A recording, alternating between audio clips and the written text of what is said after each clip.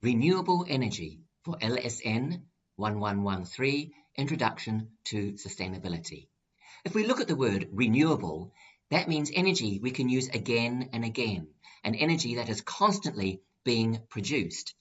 This is opposed to non-renewable energy, where the sources of this energy are used up and are not replaced and will eventually run out. So let's go into more detail on this. First of all, we need to look at non-renewable energy, and there are three main sources. First one is oil, then we have coal, and then we have gas. Often these are found in the same area, but it takes millions of years for these non-renewable sources to be created, and our needs are far greater than its ability to renew. In the UAE, because of the increasing population, just like water sustainability, because of the increasing population, the energy demands are increasing. Along with the increasing population goes a very quick economic growth. Taking all this into consideration and what we've just talked about, fossil fuels, gas, oil, and coal will eventually run out. In the UAE, we also have one of the highest ecological footprints per person in the world. Each year, our demands for energy are increasing by 9%. Now let's look at some renewable sources. And the first one is solar power. Solar power is quite amazing in the sense that, think of the weather here. It's always hot. The sun shines almost all the time. And here are three places already in the UAE where we are gathering solar power. Shams 1, Noor 1 near Al Ain, and the solar park in Dubai. You'll see these panels, PV flat panels or photovoltaic panels, especially on the sides of motorways. These are the ones that sometimes give the power to those cameras that capture your car when you are speeding. Also, there are these CSP curved mirrors, concentrated solar power curved mirrors, which harness all the power as much as possible from the sun to provide energy for us. The next one is wind power. Now, this is where you have small turbines. Now, for a house, like on the one on the left here, you need a 30-meter tall tower. If you do look on Google, you'll find that some companies are developing much smaller turbines that can fit on the top of houses and almost look like a small jet engine, but they are still under development. If you look at the picture on the right, this is a wind farm, or it's sometimes referred to as the London Array, and these are 100-meter tall towers actually out in the sea to help gather more of the wind and provide power. Another one is tidal power. When you go to the beach and you see the tide comes in or it goes out, so the edge of the sea changes, and that's the tidal power. Here are a couple of examples. Here is one on the left where there are these blades which rotate under the water.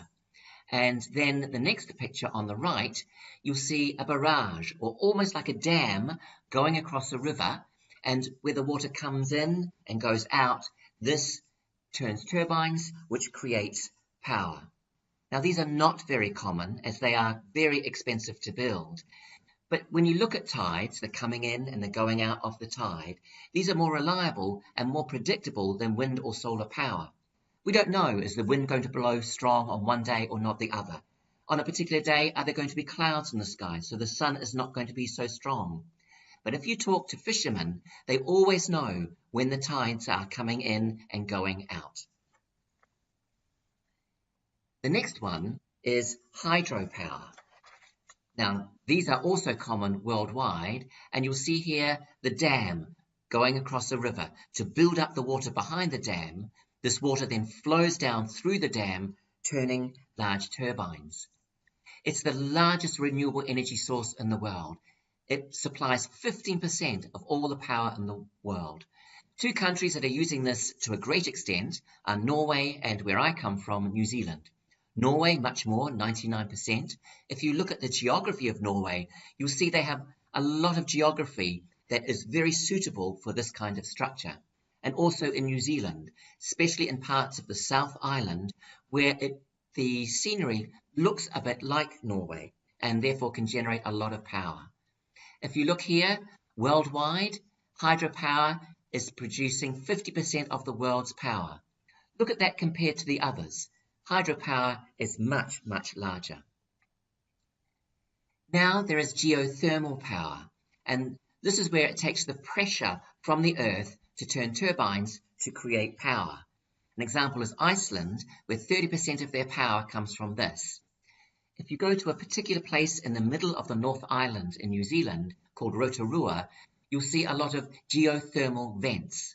And you know when you come close to a geothermal vent because it smells like rotten eggs. It takes a while to get used to it. The next one we're going to look at is biomass. Now, this is plant or animal waste. And if you think about it, if you leave plant material to die, or if you leave an animal just on the ground after it has died, it smells. And that is the gas being released from that. And if you look on the right-hand side, you'll see the different types of biomass, from wood, crops, garbage, landfill, and alcohol fuels. Here are the most common ones: wood, sugarcane, and corn. And they're even used to power vehicles and to provide energy for systems. This is one that's currently under a lot of research because we do have a lot of garbage. Now, nuclear power. This is probably the most controversial one because when something goes wrong with a nuclear power plant, it can cause environmental problems. There is Chernobyl, where there was the nuclear power collapse, and that whole area now is radiated and people cannot live there. Then in Japan, there was the disaster at Chernobyl when a tidal wave actually destroyed part of a plant, and that part now is actually polluted with nuclear energy. In the UAE, by 2020, it's planned to have 4 nuclear reactors to provide power to the UAE. Sometime in 2018, the first reactor will come online, and it is hoped that by 2020, 25% of the energy needs of the UAE are provided by this nuclear power. So what are some of the issues with renewable energy sources? One is decreasing cost. We can generate now electricity from solar and wind power for the same cost as using coal and gas.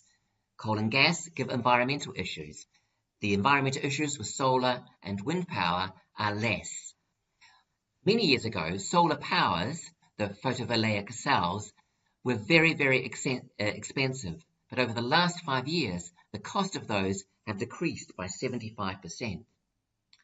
If you go for a visit to Dubai Solar Park, you will see the great big solar panels.